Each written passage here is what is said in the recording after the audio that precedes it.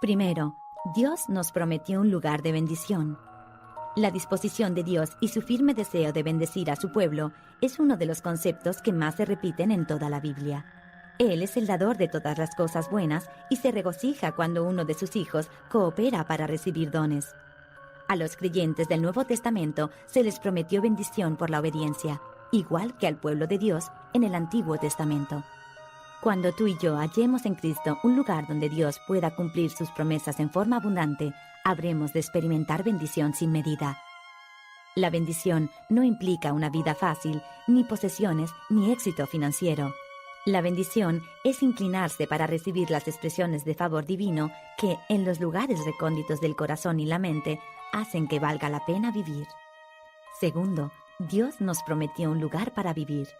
Dios no le prometió a su pueblo un lugar que podrían visitar, sino un sitio donde pudieran establecerse y morar en bendición. Un lugar donde pudieran tener descanso sabático. De acuerdo a Juan 15, los creyentes del Nuevo Testamento también han sido llamados a un lugar donde puedan permanecer en Cristo.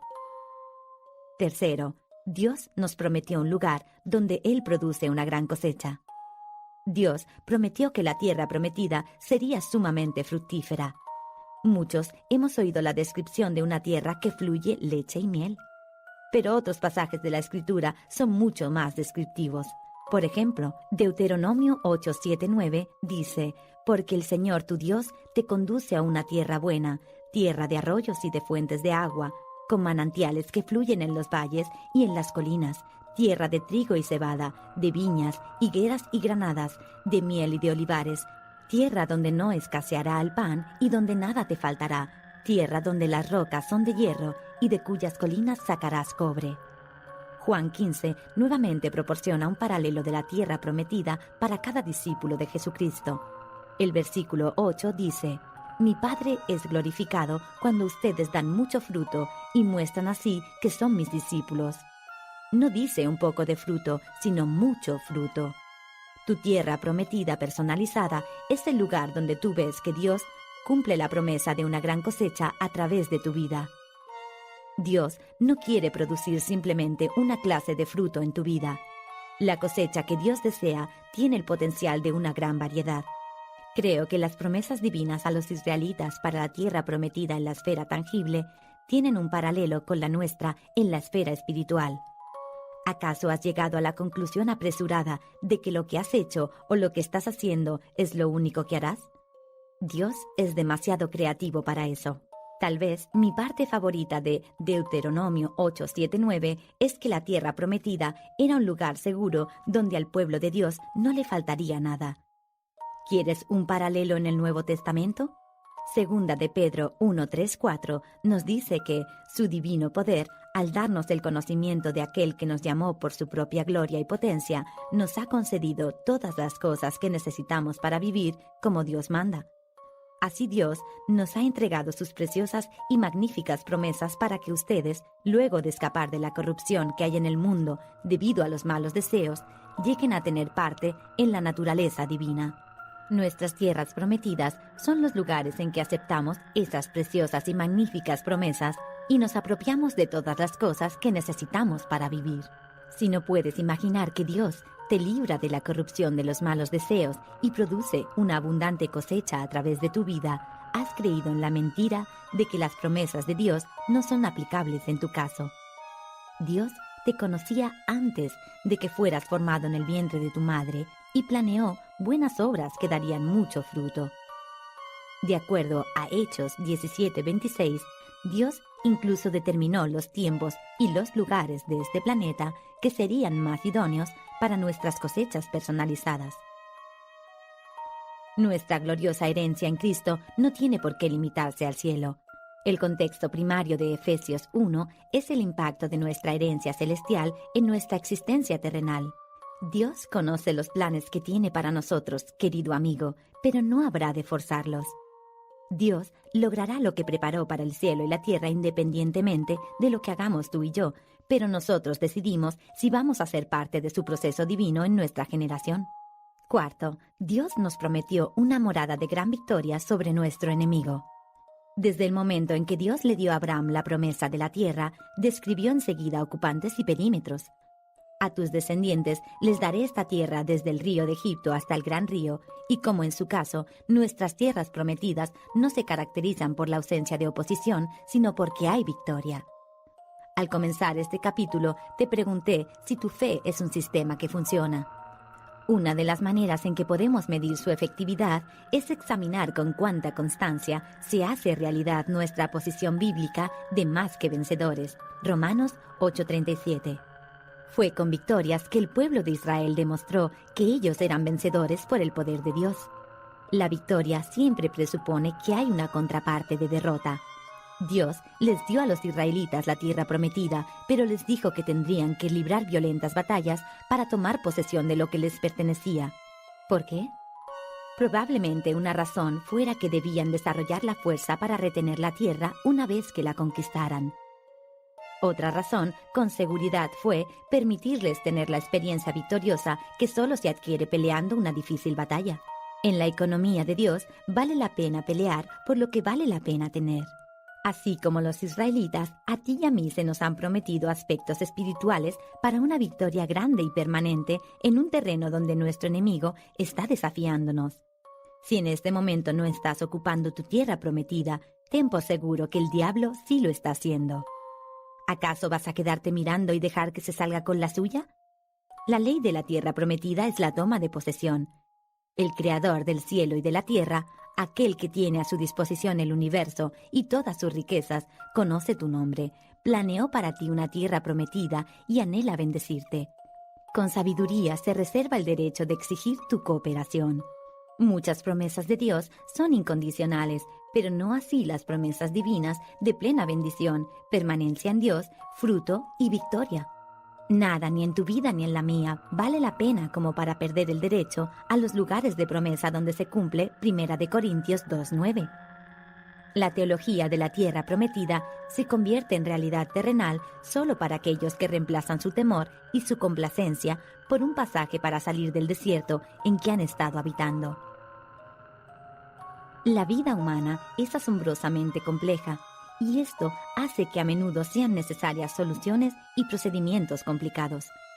Sin embargo, tengo la alegría de informar que las preguntas primordiales que planteamos en el capítulo 1 no tienen respuestas complicadas.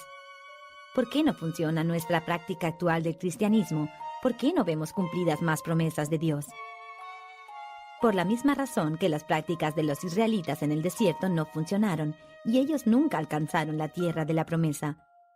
Como ellos, podemos ser milagrosamente librados de esclavitud, dejar nuestros Egiptos y, sin embargo, nunca llegar a nuestra tierra prometida. Hebreos 3:19 proporciona la explicación con una sola palabra.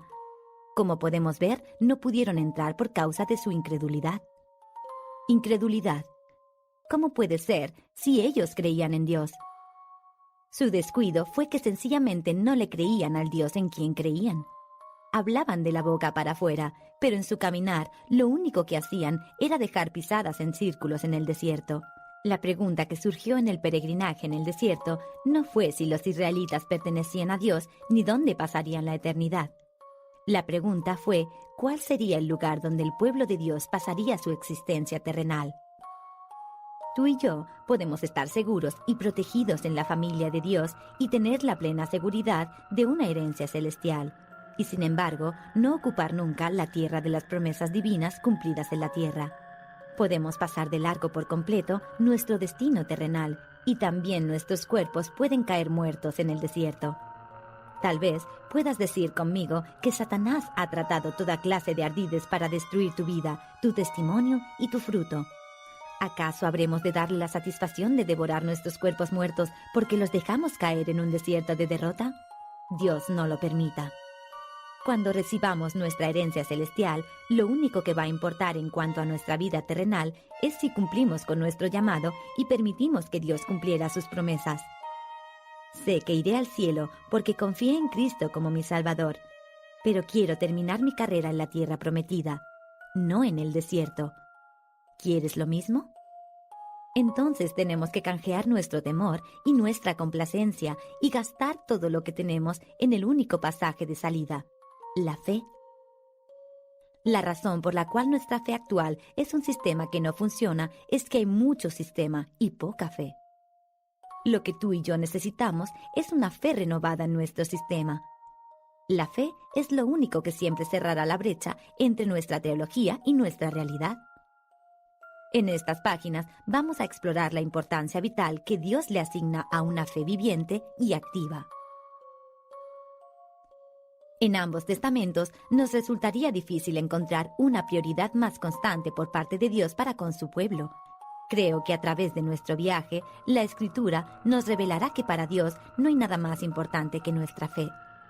Sí, el amor es el mayor mandamiento, pero cualquiera de nosotros que haya aceptado el gigantesco desafío del amor bíblico en circunstancias difíciles, puede dar testimonio de que la obediencia requirió mucha fe.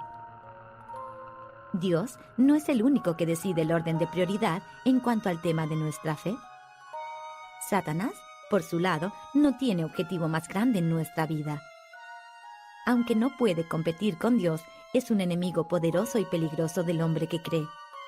No es una coincidencia que Dios y el diablo concentren la atención en nuestra fe, ya que es mucho lo que está en juego. Consideraremos dos cuestiones vitales actualmente en juego y luego comentaremos otras en capítulos siguientes. Primera y principal, sin fe es imposible agradar a Dios. Hebreos 11:6. Esa es una razón por la que nos convendría aceptar los desafíos de la fe como una realidad de esta vida, en vez de sorprendernos o incluso pensar que es injusto cuando llegan. Dios los trae a nuestra vida para que nuestra fe se edifique. No hay nada que lo deleite más que cuando escogemos creerle a Él en vez de creer lo que vemos y sentimos. Apocalipsis 4:11 se podría parafrasear de la siguiente manera: Tú has creado todas las cosas y para placer tuyo existen y fueron creadas. Esto añade una nueva dimensión al placer de Dios cuando ponemos en ejercicio nuestra fe. Al poner estos dos pasajes de la Escritura lado a lado, inferimos que el propósito fundamental de nuestra existencia es agradar a Dios. Por lo tanto, si no ponemos a obrar nuestra fe, nunca cumpliríamos con nuestra razón de ser. Si aún no has establecido una relación de fe con Dios, el concepto de vivir toda tu vida para agradar a Dios puede incomodarte e incluso ofenderte. Lo entiendo. También yo he batallado grandes cuestiones de fe en todas las dimensiones relacionales. He comprobado que el hombre no siempre es digno de confianza, no el hombre en general, sino yo, pero en nuestra relación, Dios nunca ha dejado de cumplir lo prometido. Creo que tú también comprobarás que Él es totalmente digno de confianza. ¿Sí? Dios nos llama a rendirle sobre el altar de su divina voluntad nuestras metas y nuestra agenda de actividades. Pero Romanos 12:2 nos recuerda que la voluntad de Dios para nosotros es buena, agradable y perfectamente idónea. Satanás, por cierto, no quiere que agrademos a Dios. Su principal objetivo es vengarse de Dios porque no le permitió la arrogancia y el deseo de ser semejante al Altísimo. Isaías 14:14. Satanás no puede afectar a Dios, de manera que hace todo lo posible para llegar al corazón divino atacando a los hijos de Dios. Quien toca a mi pueblo, me toca a la niña de los ojos. Zacarías 2:8. Que Dios se complazca no es lo único importante cuando ponemos en ejercicio nuestra fe. Tanto Dios como Satanás saben que la fe funciona. En realidad, no hay nada que funcione tan bien como la fe. Sus dividendos divinos son astronómicos. Lamentablemente, también lo es el costo por su ausencia. Cristo puede obrar como desee, pero por lo general su forma de actuar para con sus seguidores es conforme a vuestra fe os sea hecho. Mateo 9:29 y muchas otras referencias. Nos guste o no el concepto, a Cristo le agrada respondernos de acuerdo a nuestra fe. He comprobado que hay una proporción fidedigna. Cuanta menos fe tenemos, más tendemos a resentirnos por el concepto. Si en este momento te sientes molesto, sigue leyendo. Tengo la sensación de que para cuando llegues al final del libro te agradará más la idea. Como la fe funciona, debemos asegurarnos de saber en qué consiste. Este es el momento oportuno para establecer con certeza qué quiere decir este libro al hablar de creerle a Dios. En el Nuevo Testamento en griego, la palabra pistis significa credibilidad, convicción, confianza, fe, fidelidad. El significado hebreo es similar en esencia y en el aspecto práctico. Nosotros usaremos varios tiempos verbales de la palabra creer, de modo intercambiable con la palabra fe. Con pocas excepciones, las palabras fe y creer son traducciones de alguna de las formas del vocablo pistis en el Nuevo Testamento. Por lo tanto, cuando uso la frase creerle a Dios, podemos intercambiarla con tener fe en Dios. Descubriremos que la fe no es solo algo que uno tiene, es algo que uno realiza. El secreto está en los tiempos verbales. Efesios 1:13 dice: en él también ustedes, cuando oyeron el mensaje de la verdad, el evangelio que les trajo la salvación, y lo creyeron, fueron marcados con el sello que es el Espíritu Santo de la promesa. Efesios 1:18-20 dice: pido también que les sean iluminados los ojos del corazón, para que sepan a qué esperanza Él los ha llamado, cuál es la riqueza de su gloriosa herencia entre los santos, y cuán incomparable es la grandeza de su poder a favor de los que creemos. Ese poder es la fuerza grandiosa y eficaz que Dios ejerció en Cristo cuando lo resucitó de entre los muertos. En los versículos 13 y 19, la Biblia usa dos importantes tiempos verbales que son distintivos para la misma palabra básica, creer. El versículo 13 habla de cristianos que creyeron. Esta acción de fe alude al ejercicio de creer que lleva a la salvación. Cada uno de nosotros que somos cristianos, en algún momento oímos el mensaje del Evangelio y decidimos creerlo y recibirlo. Porque pusimos en ejercicio esta acción de fe, inmediatamente pasamos a pertenecer a Cristo. Recibimos su Espíritu Santo y fuimos sellados. El tiempo verbal griego de la palabra creemos, en el segundo segmento que mencioné, Efesios 1:19, es el verbo más vital de nuestro estudio. Recibe el nombre de participio activo presente. Trataré de explicar este tiempo verbal como uno de mis profesores de griego me lo explicó a mí. Ved, cuando veas un verbo griego en participio activo presente, puedes insertar la palabra continuamente después del verbo. En otras palabras, la promesa de los versículos 19 y 20 no se aplica a aquellos que creyeron, versículo 13, sino que se aplica a los que en este momento y en forma activa han decidido creerle a Dios continuamente. ¿Qué es lo que quiero decir? Nuestro glorioso caminar con Dios comenzó con un acto de fe que nos llevó a una relación con Jesucristo como nuestro Salvador, pero no termina allí. Lamentablemente, algunos creyeron en Cristo, pero le han creído muy poco desde entonces. Dios nos está llamando a ti y a mí a dejar la vida de pasividad alimentada por una fe en tiempo pasado y a asirnos de la acción de creer en participio activo presente. Nada en la vida podría ser más emocionante.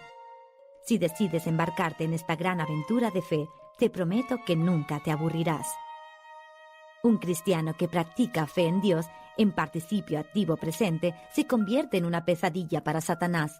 Una de las razones se menciona más arriba en Efesios 1:18-20. Léelo otra vez y trata de absorber cuán eficazmente obra la fe de acuerdo a la última declaración que se hace en ese segmento. Dios ejerce un poder incomparable en la vida de aquellos que le creen a Él de manera continua. En otras palabras, nada en esta tierra se compara con el poder que Dios desea otorgar en la vida de aquellos que continuamente ejercitan su fe en Él, por inspiración del Espíritu Santo. Pablo compara esto con el sensacional poder divino que tuvo lugar cuando Dios resucitó a su Hijo de entre los muertos. Dios puede resucitar matrimonios que están muertos y puede restaurar vida y propósito a aquellos que han tirado la toalla. La especialidad de Dios es resucitar lo que está muerto y hacer posible lo imposible. No contamos con una necesidad que exceda su poder. El placer de Dios y un poder incomparable son algunas de las cosas en juego en las cuestiones de fe. Así como el pueblo de Israel, siempre tendremos un enemigo que quiere mantenernos fuera de nuestra tierra prometida. Si te gustó el video, deja tu like, puedes disfrutar de más devocionales o echarle un vistazo a los videos con testimonios. Subimos audiolibros, películas y más recursos, todo con el objetivo de que más gente conozca y disfrute la comunicación con Dios. Recuerda suscríbete e invita a tus amigos a ver este canal.